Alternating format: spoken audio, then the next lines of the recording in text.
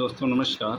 आप यूपीट्रिपलएससी पेट का फॉर्म भरने के लिए आपको तो मैंने पहले से ही बताया था कि पेट का फॉर्म भरने के लिए अब नियम ये हो गया है कि पहले ओटीआर करना होगा, इसके बाद आप पेट का फॉर्म अप्लाई करें, क्योंकि ओटीआर नंबर जब तक नहीं मिलेगा तब बिना ओटीआर नंबर के आप अप्लाई ही नहीं कर पाएंगे। ठीक है, तो जिनका ओटीआर हो चुका है उनके लिए मैं बता रहा हूँ कि कैसे पेट का फॉर्म भरेंगे। हाँ, एक चीज़ और बता दूँ आपको कि मैंने आपको ओटीआर कैसे करना है, ये जो है इसका वीडियो मैंने एक बना दिया हुआ है। आप जो लोग नहीं जानते हैं कैसे करना है वो इस वीडियो को आप देख लें, मेरे उसमें चैनल पर जाकर देख लें, या मैं एक लिंक जो है जो वीडियो बना रहा हूँ इस वीडियो के नीचे कमेंट में डाल दूँगा, उससे आप कमेंट से पहुँच जाइएगा। ठीक है, और उसमें आप ओटीआर करने का प्रोसेस समझ लीजिए। आज हम इसके बारे में बात कर रहे हैं कि पेट का फॉर्म भरेंगे कैसे। ठीक है ना, देखिए आइए आप किसके लिए क्या करेंगे, आप यूपीट्रिपलएससी गूगल पे सर्च करिएगा। जैसे ही सर्च करेंगे लिख करके तो आएगा uptripplesc.government.in आएगा, आप इस पर क्लिक करिएगा। ठीक है ना, आप इसके होम साइट पे जब चले जाएंगे, होम पे अब पहुंचिएगा और यहाँ पे जो लिखा होता है ना कैंडिडेट रजिस्ट्रेशन, यहाँ पे क्लिक करिएगा। ठीक है ना, तो कैंडिडेट रजिस्ट्रेशन पे अब जाएंगे तो आप इसमें बहुत सारे अगर फॉर्म आए हुए हैं तो उसमें आप देख लीजिएगा। जैसे आपको क्या भरना है कि ये लिखा है ना पेट एलिजिबिलिटी टेस्ट है, लिखा हुआ है ना, इसकी लास्ट डेट आप देख लीजिएगा। इसका है 3/8/26 से लेकर के 1/9/26 तक ये लिखा हुआ है। ठीक है ना, आप इसको अप्लाई करना होगा। ठीक है ना, ये अप्लाई बटन है, यहाँ से अप्लाई कर दीजिए। ठीक है, अप्लाई पे क्लिक करने के बाद कैंडिडेट रजिस्ट्रेशन फॉर्म खुलेगा। जैसे ही आप इस पर क्लिक करेंगे कैंडिडेट रजिस्ट्रेशन पे तो आपका ये फॉर्म खुलेगा। अब ये आपका जो खुल गया, यहाँ पे आप क्या करिएगा, अपना जो ओटीआर में भरे हैं मोबाइल नंबर, या फिर आप क्या करिएगा इसमें ओटीआर नंबर पे क्लिक करके ओटीआर नंबर डाल दीजिएगा। तो मोबाइल नंबर आसान है, तो आप मोबाइल नंबर जो ओटीआर में डालें मोबाइल नंबर को यहाँ फिल कर दीजिएगा। इसके बाद ओटीपी आएगी, ओटीपी वेरीफाई करना होगा। ठीक है ना, तो यहाँ तक आपको करके यहाँ पे लॉगिन पे क्लिक कर दीजिएगा। ठीक है, या फिर वन टाइम पासवर्ड जो मतलब वही ओटीपी आएगा, आप फिर ये कैप्चा कोड यहाँ पे डाल दीजिएगा और इसके बाद लॉगिन। मैंने ओटीपी डाल करके और ये आपका वो कर दिया, मैंने कैप्चा कोड डाल दिया और इसके बाद जो है मैं अब लॉगिन पे क्लिक करता हूँ। आप देख रहे हैं कि जैसे लॉगिन किया आप तो ये ओटीआर नंबर आपको इसमें दिख रहा है, कैंडिडेट नेम आपको दिख जाएगा, फादर नेम दे दिया, क्योंकि अपने ओटीआर नंबर से इसको जो यस करके भर रहे हैं इसको, तो ओटीआर का डिटेल आ जा रहा है जो भी आप भरे हुए हैं। ठीक है, डेट ऑफ बर्थ आपका दिख रहा है, डोमिसाइल ऑफ स्टेट दिख रहा है, होम डिस्ट्रिक्ट दिख रहा है, जेंडर कैटेगरी जो भी है आपने भरा है ओटीआर में वो आ रहा है, मोबाइल नंबर वही सेम डेटा आ रहा है, ईमेल आईडी आपका आ रहा है, ये फ़ोटो आप यहाँ पे देख रहे हैं, फ़ोटो और सिग्नेचर यहाँ पे दिख रहा है। ठीक है ना, ये फ़ोटो है, आप देख लीजिए, ये फ़ोटो यहाँ पे लगा हुआ आ जाएगा, हमने इसको ब्लर किया हुआ है सिक्योरिटी रीजन से।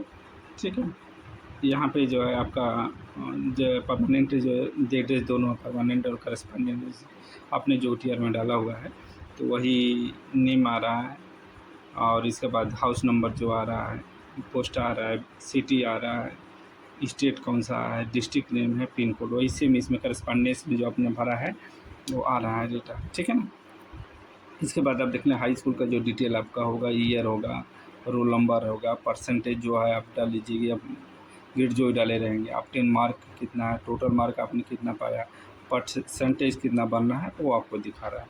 ठीक है ना, इसके बाद हम नीचे का आपको दिखाते हैं। ठीक है, इसके बाद आप क्या करिएगा इसमें टिक कर दीजिएगा। ठीक है ना, ये ऑप्शन पर टिक करेंगे, ये कोई डिटेल खुल के आएगा। जैसे ये खुल के आएगा इसमें तो इंटरमीडिएट का डिटेल भरना होगा, तो आप यहाँ से क्लिक करिएगा इस पर। तो इसमें जब क्लिक करेंगे तो आएगा मतलब ईयर पूछेगा किस ईयर में आप आएँ, तो आप ईयर सेलेक्ट कर लीजिएगा, रोल नंबर डाल दीजिएगा, और इसके बाद जो है आपका ये पूछेगा परसेंटेज सिस्टम है या ग्रेड सिस्टम है जो पूछ रहा है। ठीक है ना, और जो मार्क पूछेगा टोटल मार्क पूछेगा, ये आप आगे खुलेगा, इसके बाद आप फिल कर दीजिएगा। ठीक है, इसके बाद जो है जैसे यहाँ पे देख रहे हैं ना ये कौन सा बोर्ड है, तो आप बोर्ड अपना आपका उत्तर प्रदेश बोर्ड है तो उत्तर प्रदेश बोर्ड आप हाई स्कूल इंटरमीडिएट कर लीजिएगा। ठीक है, तो ये जो बोर्ड ऐसे ही सेलेक्ट करना होगा, यहाँ पे जिसका भी जो भी बोर्ड होगा, सीबीएसई आईसीएसई बोर्ड होगा तो इसमें दिया होगा, आप अपना सेलेक्ट कर।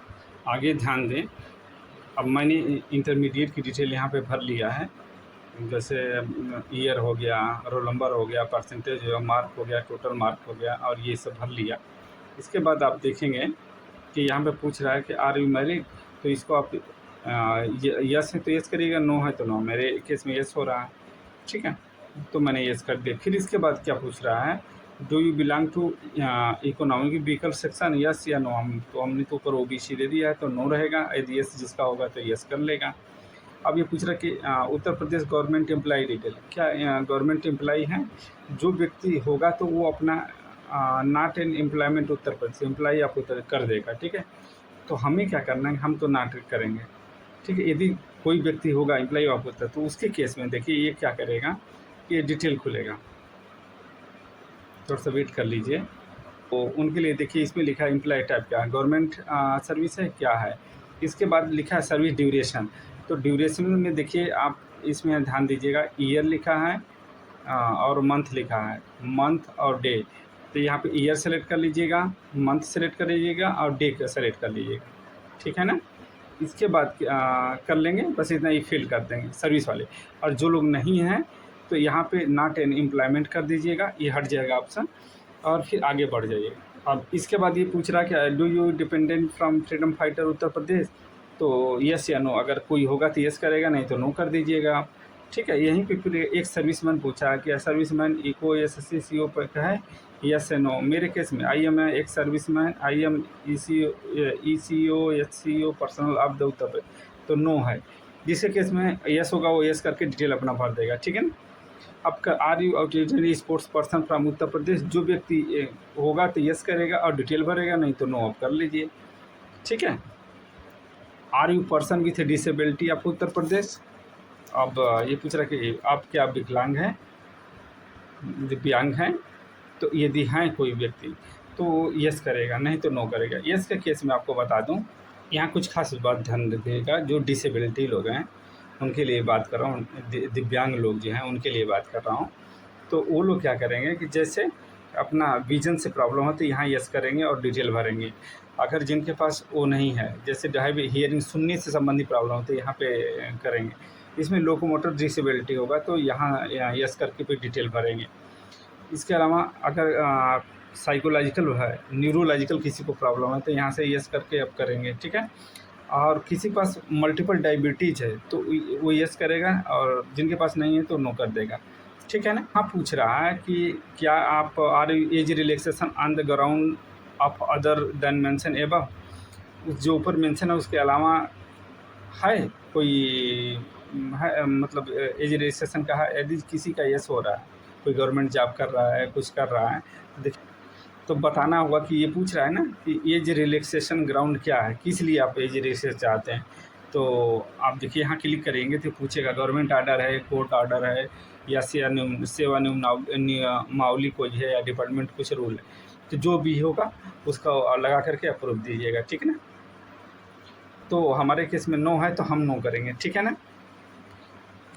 तो एज रिलैक्सेशन चाहिए तो यस करिएगा, नहीं तो नो कर दीजिएगा। इसके बाद क्या करेंगे, आई एक्सेप्ट एबव डिक्लेरेशन जो पूछ रहा है, तो आप क्या करेंगे यहाँ पे या एक्सेप्ट करना होगा, ये तो कंपलसरी आपको यस करिएगा। इसके बाद आप कुछ डिटेल तो देखेंगे आप कि ये यस जैसे ही कर रहे हैं तो इसमें आपको कैप्चा कोड के लिए आ गया, कैप्चा कोड भर दीजिएगा, फिर सबमिट बटन कर देंगे तो फार्म। लेकिन ध्यान दीजिएगा इसको सबमिट से पहले पूरा चेक कर लीजिएगा। सबमिट होने के बाद पेमेंट का ऑप्शन आ जाएगा, उसमें से आप पेमेंट करके UPI आप सेलेक्ट कर लीजिए, या डेबिट कार्ड कर लीजिए, नेट बैंकिंग सेलेक्ट कर लीजिए। तो करके आप जो फीस है आप कैटेगरी के हिसाब से जो भी फीस दिखेगी उसको आप पेड कर लीजिएगा। पेड करने के बाद फॉर्म सबमिट उसको प्रिंट आउट कर लीजिएगा, ठीक है ना। तो मुझे उम्मीद है कि आपको समझ में आ गया होगा। फिर भी कोई प्रॉब्लम हो रही है तो आप मुझे कमेंट बॉक्स में कमेंट करिएगा, ठीक है ना। अगर ज़्यादा प्रॉब्लम रहेगी तो मैं एक अलग सी वीडियो बना करके सभी लोगों की प्रॉब्लम सॉल्व कर दूंगा इस वीडियो में, ठीक है। धन्यवाद।